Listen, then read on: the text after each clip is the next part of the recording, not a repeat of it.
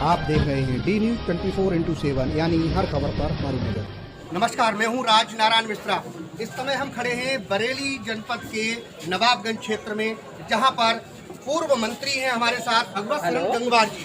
वो नवाबगंज क्षेत्र से समाजवादी पार्टी के उम्मीदवार हैं और पूर्व में मंत्री भी रहे हैं।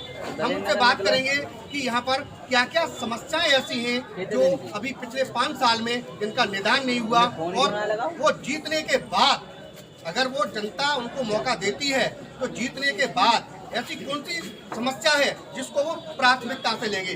जी गंगवार जी। ऐसा है, इस 5 साल में तो कोई काम नहीं, टूटे कोई नहीं बन पाए, समझ पाए, बेटियों की भलाई नहीं कर पाए, यानी कोई काम ही नहीं। नया काम की बात है, हमने बात पहले कहा था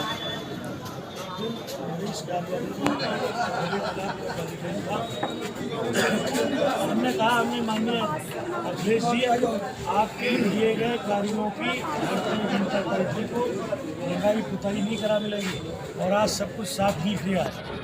कोई काम नहीं, पूरे नवाबगंज के अंदर कोई ऐसा काम नहीं हुआ जो नौजवानों के लिए हो, छात्रों के लिए हो, किसानों के लिए हो, नौजवानों के लिए हो। कोई काम नहीं, ना सड़क, ना स्कूल, ना पुल, ना पुलिया।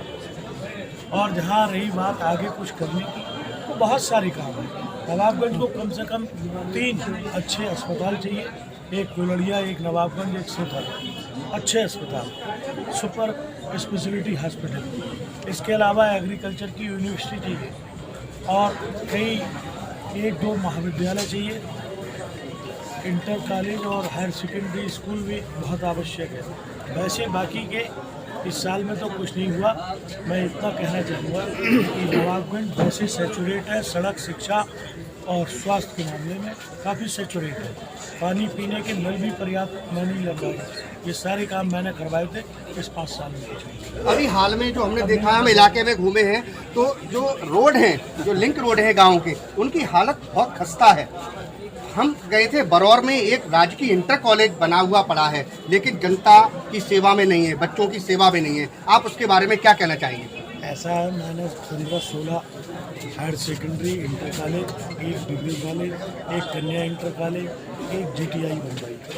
किसी एक में भी मास्टर नहीं मिला, क्योंकि इनकी मंशा क्षेत्र की, देहात की बेटे बेटियों को पढ़ाने की नहीं है। पढ़ा लिखा आदमी अपने मौलिक अधिकारों की मांग करता है, नहीं मिलते तो आंदोलन करता है।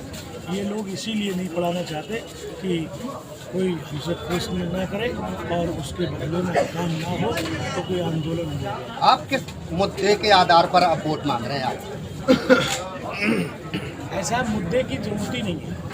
इनके खिलाफ किसान में, नौजवान में इतना आक्रोश है कि ये पश्चिमी उत्तर प्रदेश से सहारनपुर से लेके और बलिया तक इनका सूफा साफ है।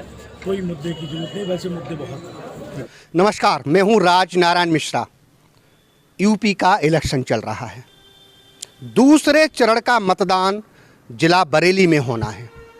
हमारी डी न्यूज की टीम आज पहुंची है बरेली जिला के नवाबगंज, जो विधानसभा सीट है, वहां पर हम ये जानने की कोशिश करेंगे कि नवाबगंज विधानसभा में क्या चल रहा है। तो हमारे साथ एक ऐसी शख्सियत मौजूद है जो यहाँ के पूर्व में प्रधान भी रहे हैं और एक व्यापारी हैं। कोई अभिनेता नहीं है, बड़े नेता नहीं हैं, लेकिन हाँ, वो पूर्व प्रधान रहे हैं, समाज सेवा करते रहे हैं, और समाज सेवा की छवि की वजह से ही वो अपने में पहचाने जाते हैं। हमारे साथ मौजूद हैं मोहम्मद सलीम जी। उनसे हम जानने की कोशिश करेंगे कि यहाँ पर जनता का क्या मूड है। जी सलीम जी, यहाँ पर जनता का इस बार क्या मूड? इस बार यहाँ जनता का जो मूड है वो 99% जो है वो समाजवादी है, और समाजवादी की साफ सुथरी छवि है, इसलिए लोग समाजवादी पार्टी को पसंद भी करते हैं।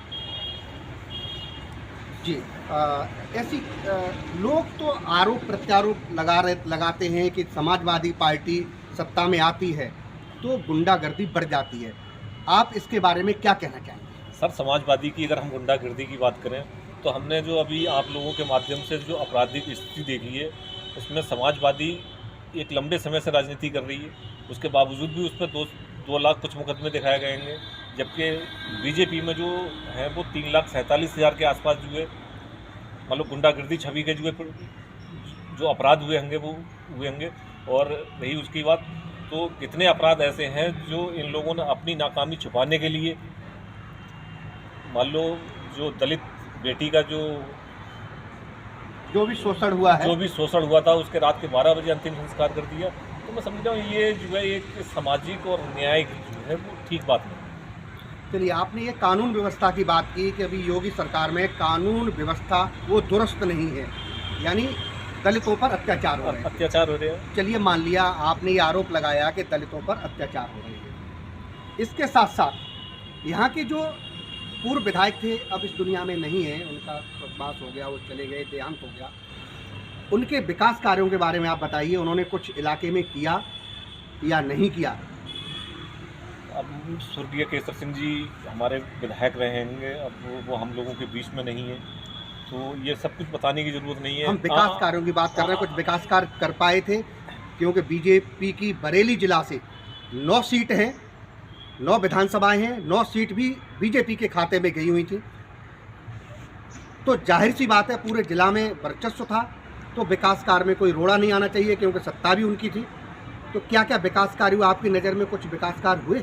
नहीं, मेरे तो इन 4 साल के इसमें कोई विकास कार्य उनके नहीं हुए। और बाकी जो विकास कार्य हो रहेंगे, आप क्षेत्र घूमी रहेंगे, आप सरकार जो गड्ढा मुक्त की बात कर रही है, तो आपको कहीं लगता है गड्ढा मुक्त हुए हैं? हमें तो ऐसा लगता है पूरा विधानसभा जो है गड्ढा युक्त करती है। चलिए, कोई 4 रोड ऐसे बताइए जो अभी गड्ढा मुक्त न हो, गड्ढा युक्त हो, 4 रोड बताइए। आप हाफिजगंज से जादवपुर रोड पे चले जाइए, खुद अपना महानगर देख लीजिए। आप नवाबगंज से पिथरी वाले रोड पे चले जाइए। आप बीजामू जो है स्टेशन रोड से जो है कोलरा कोठी रोड पे चले जाइए। ऐसे एक नहीं अनेक रोड हैं जहाँ पे आपको निकलना दूभर हो जाएगा। चलिए, शिक्षा व्यवस्था की क्या यहाँ दशा है? शिक्षा व्यवस्था की दशा तो इन लोगों ने और भी ख़राब करी है। सरकार मिड डे मील के रूम में बच्चों को दोपहर में भोजन प्रस्तुत करती थी, अब वो सीधे सीधे लोगों उनके अभ्यर्थियों के जो खाते में पैसा जो है भेजना शुरू कर दिया। अब बच्चों को मान लो यही स्वार्थ था कि हम स्कूल जाएंगे, दोपहर को हमें भोजन मिलेगा अच्छे से, और मान लो फल और दूध भी मिलते थे, इसलिए बच्चे स्कूल भी आते थे। अब जब अभिभावकों के खाते में सीधा पैसा जा रहा है तो बच्चों को तो पैसों से मतलब है, या अभिभावकों को पैसों से मतलब, स्कूल से और शिक्षा से कहाँ मतलब रह गया। बाकी हमारे अभी पीछे स्कूल एक नहीं 2 हैं, प्राइमरी भी है, जूनियर हाई स्कूल है। तो आपसे निवेदन करेंगे एक बार वहाँ जाके वहाँ की व्यवस्था देख लीजिए। मान लो स्कूल की व्यवस्था हम लोगों ने कितनी अच्छी करी है और वहाँ के अध्यापकों की व्यवस्था क्या है। नवाबगंज जो विधानसभा है, यहाँ पर जो इलाका आता है, जो आपका क्षेत्र है, यहाँ पर कितने कोई नए हॉस्पिटल खुले हैं या कोई नई डिस्पेंसरी खुली हो? नहीं, इन 5 सालों में नहीं, इन 5 सालों में नहीं बनी। और मानिए हमारे भगवत जी ने पीछे कृषि अनुसंधान केंद्र बड़ी ज़मीन पड़ी हुई है, उस पर कृषि विश्वविद्यालय खोलने की जो है पिछली बार भी उन्होंने पुरजोर प्रयास करा था, तो इस बार उन्होंने फिर घोषणा करी है अगर सरकार बनी तो हम इस पर विश्वविद्यालय बनाएंगे। जो यहाँ के प्रत्याशी हैं भगवत सरन जी, उनके बारे में आप क्या कहना चाहेंगे? ऐसे कौन से मुद्दे हैं जिनके ऊपर वो चुनाव जीत सकते हैं? उनकी अपनी एक साफ़ सुथरी छवि है, और मैं सब कह रहा हूँ शिक्षा व्यवस्था की अगर बात करूँ तो कोई गांव नहीं है जहाँ पे उन्होंने स्कूल नहीं बनवा दिया है। बेटे बेटियाँ हमारे यहाँ से, आपको मैं बताना चाहूँगा, हमारे नवाबगंज के नाम से दिल्ली से लेकर कानपुर और कानपुर तक, मान लो नवाबगंज के नाम से बच्चों को इसलिए एडमिशन ले लिया जाता है कि वो समझते हैं अगर यहाँ इस बच्चे का अगर हमने एडमिशन ले लिया तो ये MBBS तो निकाल ही लेगा। ये सब मानिए भगवत जी की एक सोची समझी और अच्छी सोच थी, जिसके प्रति उन्होंने स्कूलों को बढ़ावा दिया, स्कूलों को अपनी निधि से पैसे दिए और लोगों को पढ़ने के लिए जागरूक किया। यहाँ पर सिटिंग MLA रहे थे, आज दुनिया में नहीं हैं। यहाँ पर डॉक्टर MP आर्या जी को टिकट दी गई है भारतीय जनता पार्टी से जी। कैसे काट कर पाएंगे? क्योंकि सिटिंग MLA भी थे इससे पहले भारतीय जनता पार्टी के।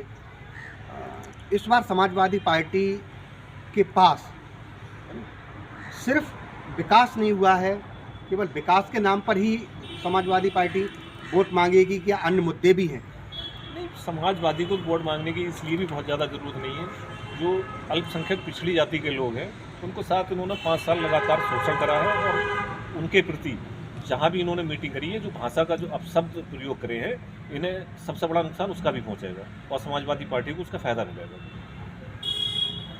ऐसे कोई अपशब्द बताइए जो भारतीय जनता पार्टी अक्सर मंचों पर बोलती रहती हो, जिसकी वजह से लोगों में गलत छवि जा रही हो कि ये पार्टी इस तरीक़ा की है, हमें क्या करना चाहिए जिससे कि डिसीजन पलटने की कुछ कोशिश करेगा।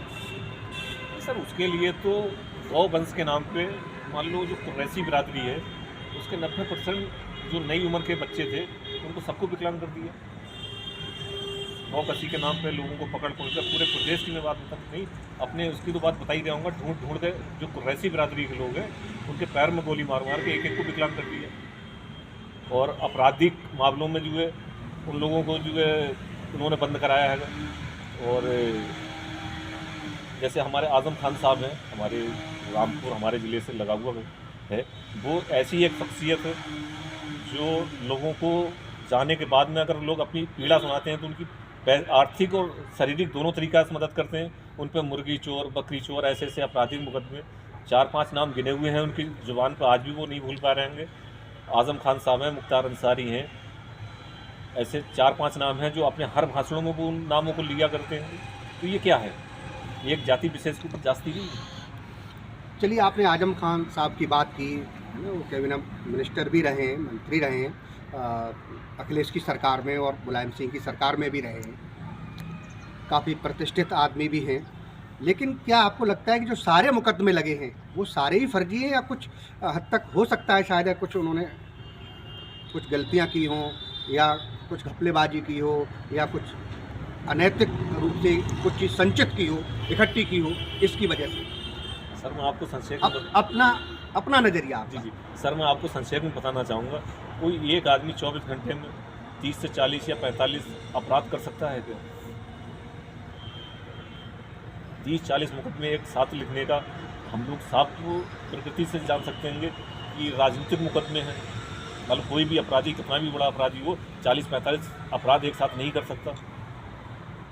चलिए, आप नवाबगंज में यहाँ पर पूर्व में प्रधान भी रहे हैं, आपका वर्चस्व भी है।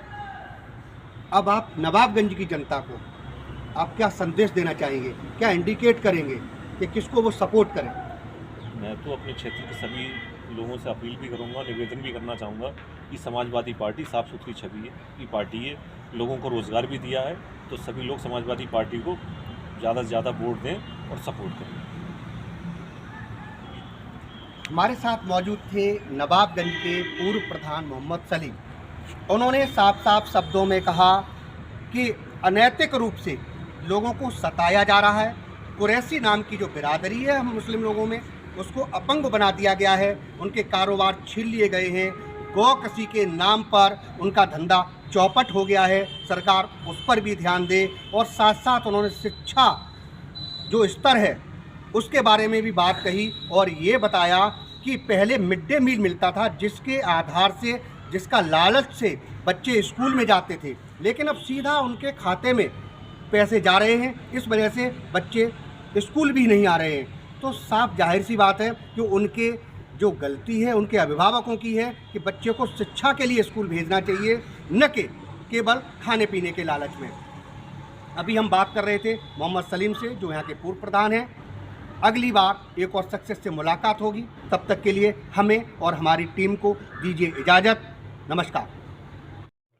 अगर आपने हमारे चैनल को सब्सक्राइब नहीं किया है तो सब्सक्राइब करो, बेल आइकन दबाना ना भूलें, और हाँ, लाइक और शेयर जरूर करें।